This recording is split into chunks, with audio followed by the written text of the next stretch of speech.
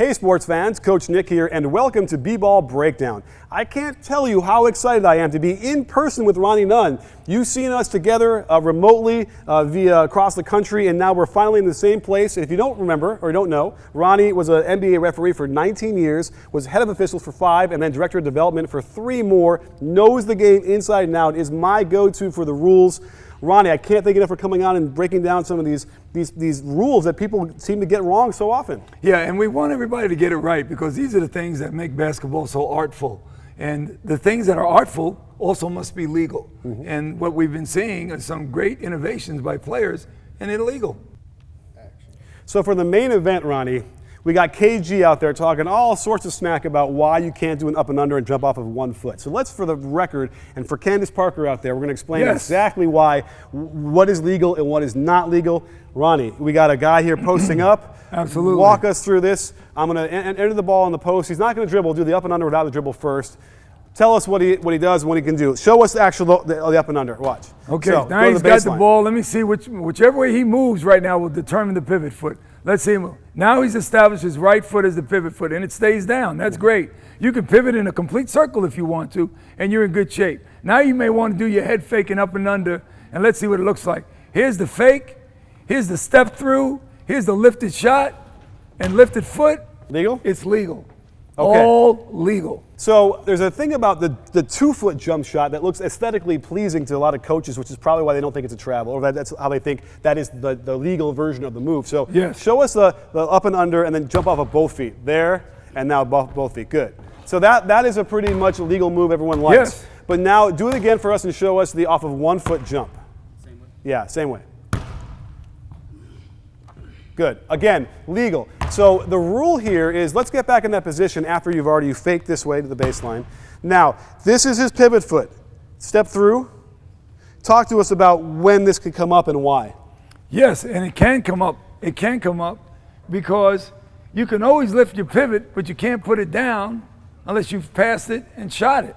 So he's shooting it. You can keep your lifted. You can lift your pivot foot, and now if you bring it back down, it would be a travel. But if you release the ball for a pass or a shot, all things are good. Now again, not practical, but we've heard people say, well, he can just stand there like this, and in theory he could, right? Yes, in theory he actually could. You know, and do whatever he wants without moving it. Absolutely. In a second he would do that travel. You're done. Okay.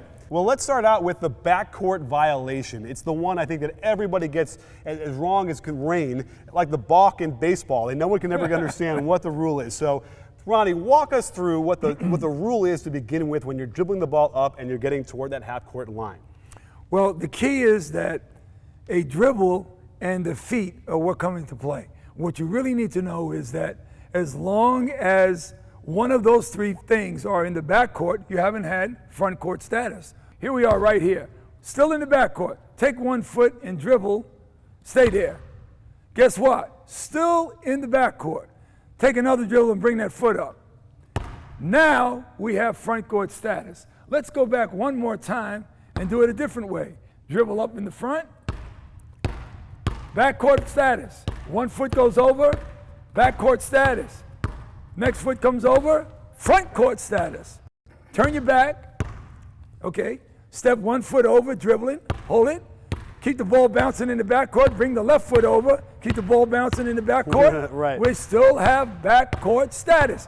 Show us that live where you dribble, get both feet across, and then step back. That's keep a the good ball one. behind. That's a very good one. Right there, and then go back, and now come back. You can do that. Okay. Yes, you can. It's weird, and we haven't seen it, but you can do that. Okay. But you can do that. Nice job. Bring that ball over to the front court, and bingo, we now have front court status. So now we're going to talk about what happens when the guy dribbles the ball into the front court, but then passes it back to somebody who is now in the back court and then coming into the front court. So Ronnie, walk us through what that looks like and what is legal and what's not.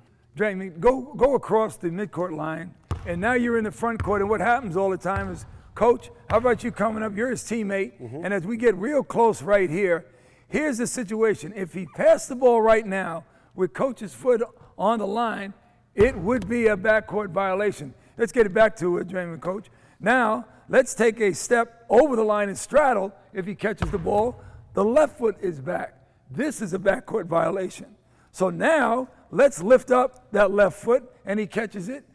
And now, that would be front court with only 1 foot. Even though he went and took his second foot down, the left foot, he already established front court status when he caught the ball this way. So, Coach, again, just show that catch with the left foot lifted. Yes. Now everybody's in the front court. Okay. Now if he happens to step back after he catches this ball in the front court and then touches back to propel himself forward, he would have committed a backcourt violation. And also, this is not legal either. Throw me the ball in the air.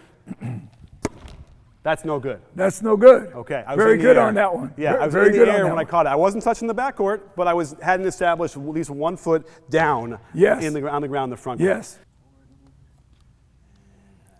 Now we're going to talk about what happens when you throw the ball up court from the backcourt to a guy who's coming back from the front court into the backcourt and how that works. So Ronnie, break this down. Imagine he's getting pressed per se, and I'm at near our basket where we want to score, and I'm coming back to help him. What do my feet need to be in order to catch this safely?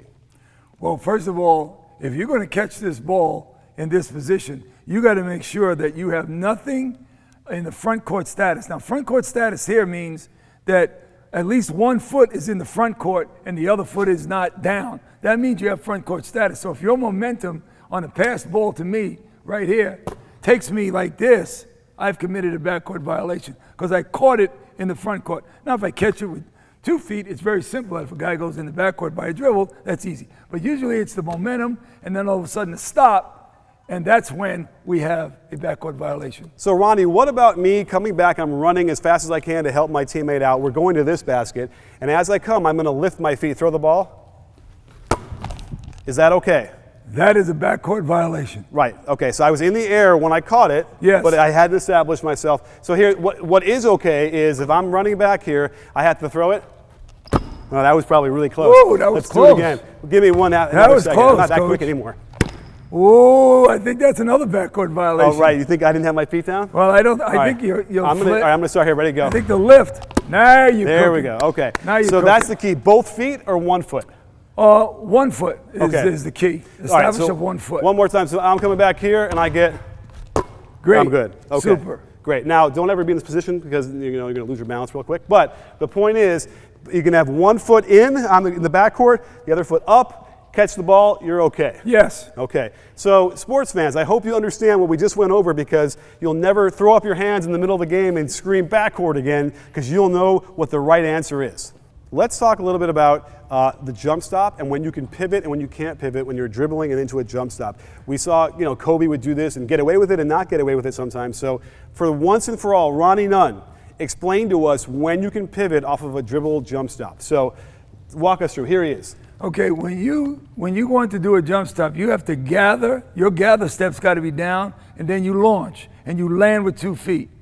If you launch and land with 2 feet in a movement play, when you land with 2 feet, you can pivot either foot. So just show us it.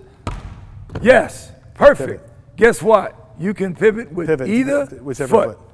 Good. And once you establish it, that's the only foot you can pivot with. Right. Now, there has to be instances where you can't pivot off of a dribble into a jump stop. Is that right?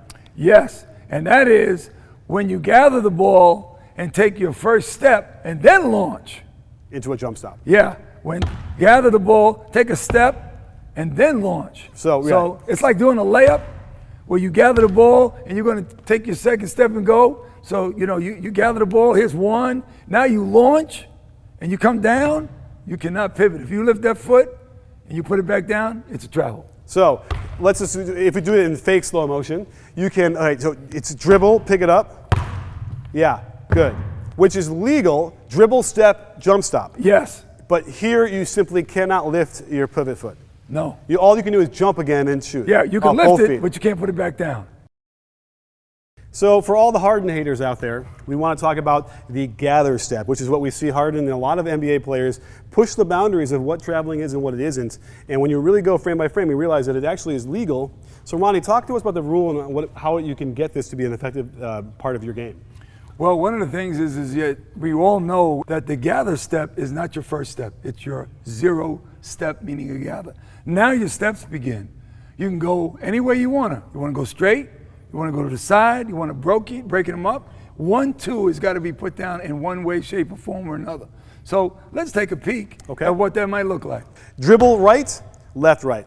Dribble right, left, right. Now that is in the basic version of it. That is the gather step, right? That is the gather step. Now the key here is when he controls the ball with both hands, or basically ends the dribble, right? Well, when the palm goes up, it ends the dribble. Okay, good. So it doesn't have to be two hands. It's the palm that comes Right. underneath.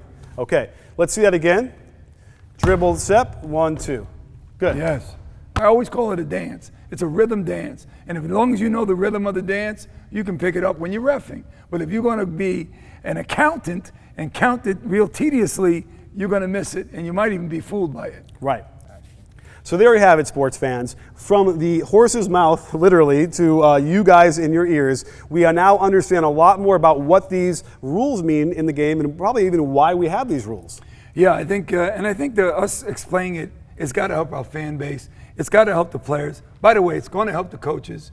And this is one of the main things of giving presentations like this. We want everybody on the same page. Absolutely. And without question, when we understand the rules more, there's less arguing with the refs. Yes. And then everyone gets more on the same page. The game is cleaner. So, and then also you can train better to understand how to get these things in your offense and your defense to make sure you don't violate the rules. Very good. Well, Ronnie, thank you so much for coming on the show. This is amazing stuff. I know you guys enjoyed it too. And don't forget, sports fans, at B-Ball Breakdown, we're not a channel, we're a conversation. You in? Are you in, Ronnie? Hey, I'm always in with Coach Nick. Thanks very much.